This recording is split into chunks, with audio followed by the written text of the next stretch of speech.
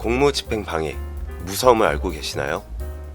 안녕하세요. 류엔씨 법률사무소와 함께하는 인터넷 전화 법률입니다. 공무집행방해에 대해서 죄의식을 느끼시는 분들이 그렇게 많지 않습니다. 결론부터 말해서 공무집행방해죄는 혐의가 인정된다면 최장 5년까지 징역형 선고가 가능하고 혹은 1,000만원 이내의 벌금형으로 형사처벌을 받게 될 수 있는 중범죄라고 할 수 있습니다. 공무집행방해죄에 대해서 설명을 드리자면, 공무집행방해죄는 업무를 수행하고 있는 공무원에게 폭행이나 위협을 가하여 그 업무를 방해하였을 경우에 성립하는 범죄 행위를 말합니다. 경찰관에게 직접적으로 폭력을 행사한 것뿐 아니라 주변에 물건을 던지며 위협을 하는 행동, 또는 공무원이 조사하려고 왔는데 들어가지 못하게 하는 행동도 본 혐의가 인정될 수 있습니다. 여기서 말하는 업무 수행이라고 하는 것은 반드시 실질적으로 업무를 수행하고 있는 그 상황만 해당되는 것은 아니며, 업무 수행을 위하여 이동을 하고 있던 상태도 해당이 됩니다. 그렇지만 공무원이 퇴근을 하였거나 휴가 중인 경우라고 한다면 이는 본 혐의가 적용되는 것이 아닌 일반 폭행죄가 적용될 것입니다. 공무집행방해죄는 공권력을 경시하고 무시한다는 태도에서 올 수 있는 문제이기 때문에 엄중하게 다뤄줘야 한다는 여론의 힘이 더욱 거세지게 됨에 따라 기본적으로 처벌 수위도 낮지 않은 편이고, 정당한 공무집행을 방해했다는 정황과 증거가 확실하다면 생각 이상의 무거운 법적 책임이 뒤따를 수 있기에 조심해야만 합니다. 더불어 공무원의 신체에 힘을 행사하거나 위협을 가한 방식이 위험하다고 판단될 때에는 특수한 경우로 분류가 되어 가중처벌이 선고될 수도 있다고 합니다. 공무집행방해에 관한 예시로서 징역 8개월에 집행유예 2년 및 120시간의 사회봉사가 내려진 사안을 예시로 들어보겠습니다.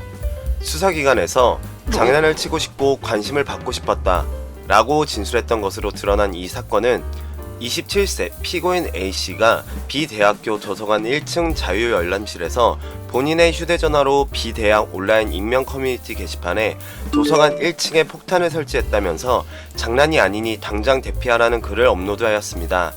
당시 해당 글을 목격한 교직원들은 매우 놀라서 경찰에 신고한 뒤 학생들을 대피시켰고, 군 폭발물 처리반과 경찰관, 소방관도 만일의 사태에 대비하여 출동을 하였으나 경찰 조사 결과 해당 글은 피고인 A씨가 거짓으로 꾸며낸 것으로 드러났습니다.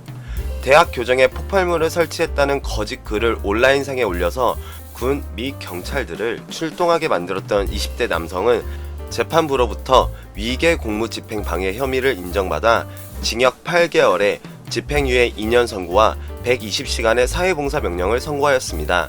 재판부는 판결문의 장난에 불과했다는 그의 주장으로 인해 경찰관 등이 무의미한 출동을 함으로써 실제 도움이 필요한 국민이 적시에 도움을 받을 수 없는 피해를 일으킬 수 있다는 점에서 죄질이 매우 불량하지만 그가 잘못을 반성하고 있고 사회초년생인 점, 형사처벌을 받은 적이 없는 사실 등을 양형에 고려하였습니다.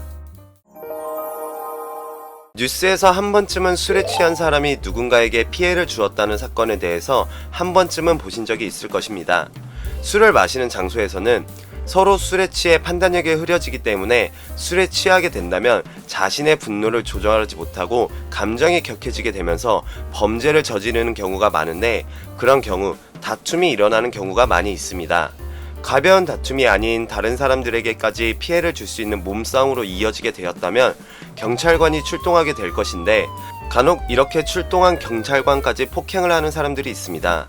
나중에 술이 깨서야 자신이 잘못한 것을 인지하고 술에 취하여 실수를 한 것이라며 기억이 안 난다는 등으로 넘어가려는 사람들이 있는데, 이전만 하더라도 이렇게 술에 취한 상태에서 하였던 행위는 선처를 해주는 일이 많았습니다. 그렇지만 이제는 더 이상 심신미약으로 인정되어 쉽게 선처를 받을 수 없기 때문에 술에 취하였고 기억이 나지 않는다는 사유로 간단하게 해결되지 않으며 공무집행방해죄 처벌을 받게 될 것입니다. 헌데 자신도 의도하지 않게 실수로 이러한 사건에 연루되는 상황이 발생하게 될 수도 있습니다. 그리고 만일 자신이 그러한 의도가 전혀 없었다고 한다면 이를 증명할 수 있는 객관적인 근거 자료를 확보하는 것이 중요합니다.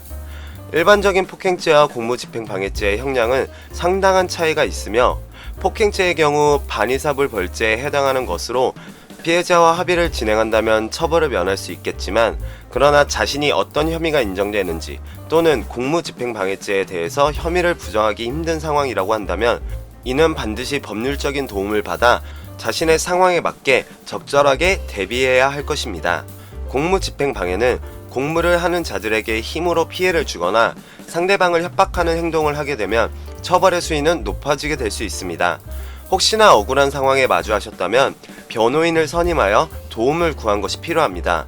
공무집행방해는 보통 우리가 떠올린 것 이상으로 사회 속에서 많이 일어나고 있는 사안이라고 할 수 있는, 이 사건 초기부터 법률 전문가의 조언을 듣고 여러가지 안을 제안하는 것 중 가장 현명하고 필요한 최선의 안을 찾아 사건을 해결하는 것이 가장 현명한 방법이기에 한 번 정도는 법률 전문가의 조언을 구하라고 하는 것입니다. 오늘은 이렇게 공무집행방해에 대해서 간단하지만 무겁게 이야기를 해보았습니다. 위 영상이 억울하고 난감한 많은 분들에게 알려질 수 있도록 구독과 좋아요를 부탁드리며, 지금까지 로엔씨 법률사무소와 함께하는 인터넷 전화 법률이었습니다. 감사합니다.